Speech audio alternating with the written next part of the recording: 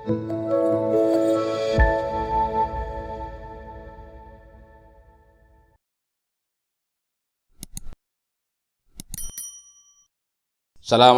warahmatullahi wabarakatuh. Ini ada SMS ya, begini. Assalamualaikum warahmatullahi wabarakatuh.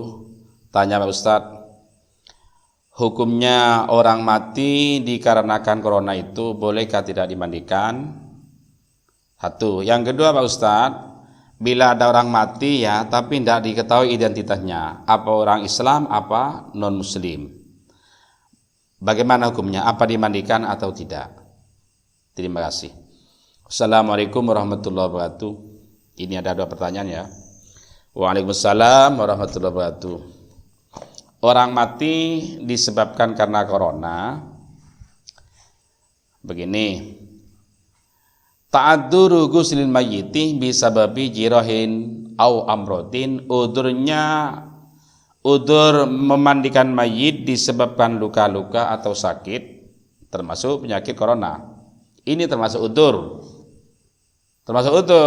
Berarti karena udzur berarti boleh tidak dimandikan, melainkan ditayamumi. Mari kita perhatikan. Dhahabal malikiyatu wal hanabilatu. Malikiyah dan Hanabilah berpendapat ila annal mayyital majruhah wal majdurah, pada mayit yang luka atau kena cacar, wadal kuroh, atau kena bisul-bisul, waman tahasyama tahtal hadami, dan orang yang hancur di bawah reruntuhan, wasibhum, dan yang menyerupai mereka. Amkana tagsiluhu gusilah, bila memungkinkan untuk dimandikan maka harus dimandikan.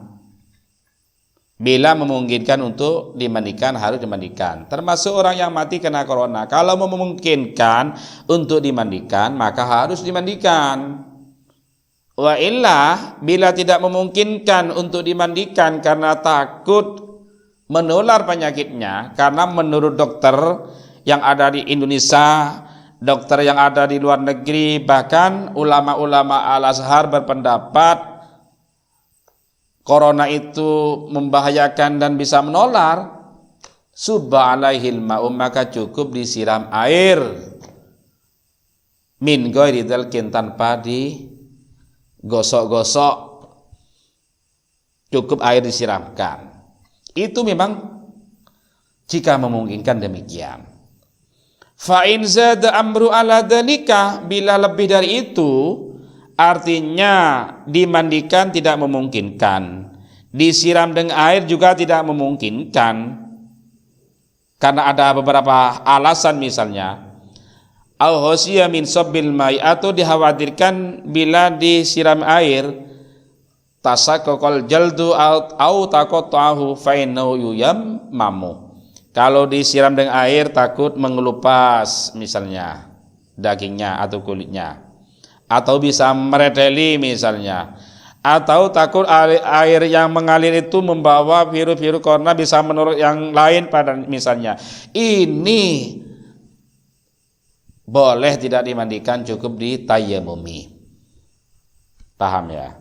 Boleh tidak dimandikan, cukup ditayamumi. Kalau memang tidak memungkinkan untuk dimandikan, tidak memungkinkan untuk disiram, dan tidak memungkinkan untuk disiram, maka cukup ditayamumi. Kalau ditayamumi juga tidak memungkinkan, gimana? Lah namanya tidak memungkinkan, ya sudah, maafin problem. Kenapa? Itu kan masuk ranah darurat, ad-daruratu tubihul mahdurat. Lah kita ini agama yang dipermudah oleh Allah Subhanahu wa taala, agama Islam dipermudah kok. Kenapa cari yang sulit? Bisa dilihat keterangan itu di dalam kitab Hasyiah Ibnul Abidin jilid 2 halaman 249. Fatwa Al-Hindiyah jilid 1 halaman 167 sampai 168. Fathul Qadir bisa dilihat jilid 1 halaman 474. Badi'us Shana'i bisa dilihat juga di halaman 323 jilid 1. Al-Mabsud juga bisa dilihat di situ. Bisa dilihat Al-Muni atau Kasful Qonna. Ini pendapat Malikiyah dan Hanabilah. Lah, bagaimana pendapat Syafi'iyah? Menurut Syafi'iyah, ila annahu yantaqiu ila tayammumi, orang yang tidak memungkinkan untuk dimandikan ya harus pindah pada tayamum. Nah, orang yang mati kena corona itu kan menurut dokter, menurut kajian-kajian sains termasuk ulama al-Azhar kan mengatakan itu menular kan, bahaya. Itu bisa pindah ke tayamum walaupun menurut Syafi'iyah. Apa keluarga mayit itu harus memaksa untuk memandikannya? Ya tidak perlu sebenarnya untuk memaksa. Untuk apa memaksa itu? Kalau memang tidak kena corona tapi dianggap kena corona misalnya oleh oknum tertentu, ya mereka yang tanggung jawab. Kita tidak usah tanggung jawab. Malah kita dipermudah sebenarnya. Kalau kita ingin mengambil hikmahnya ya bisa saja itu. Bonus lah sebenarnya itu. Ini berpindah pada tayamum inda ta'dzuril ghusli li khaufi tahrihin, bila udzur dimandikan karena takutnya menular atau mengelupas misalnya ya. Li anna tadhhira la yata'allaqu bi isati najasatin, karena mensucikan itu tidak berkaitan dengan hilangnya najis. Fa wajibal intiqalu fi indal ajzi anil ma'i ila tayammumi, maka wajib berpindah pada tayamum bila tidak memungkinkan untuk memandikan. Kagausil janabati, seperti mandinya orang janabah. Ini bisa dilihat di dalam kitab-kitab Syafi'iyah seperti Al-Majmu' jilid 1 halaman jilid 5 halaman 178, Raudhatul Thalibin jilid 2 halaman 108. Yang kedua, orang yang mati yang tidak diketahui identitasnya, apa itu orang muslim atau non muslim. Begini ya, Imam Al-Mawardi itu berkata demikian. Begini katanya, "Lau wujida mayyitun au qatilun fi daril Islam wa kana alaihi siyamal muslimin minal khitan was siyab wal hidab atau hidab wa hilkil inati wa halaki anati fa innahu yajibu ghusluhu inda jumhuril fuqaha." Bila mayit itu atau orang yang mati itu ditemukan di daerah Islam, ya anggap saja di Pringgondani misalnya ya, atau di kampung-kampung muslim, dan di situ ada tanda-tanda keislamannya karena sudah dihitan misalnya, atau lihat dari pakaiannya ada ciri khasnya pakaian yang Islam, atau warnanya, atau bulu apanya itu di atas kemalunya itu dicukur misalnya, maka menurut mayoritas fuqaha wajib dimandikan.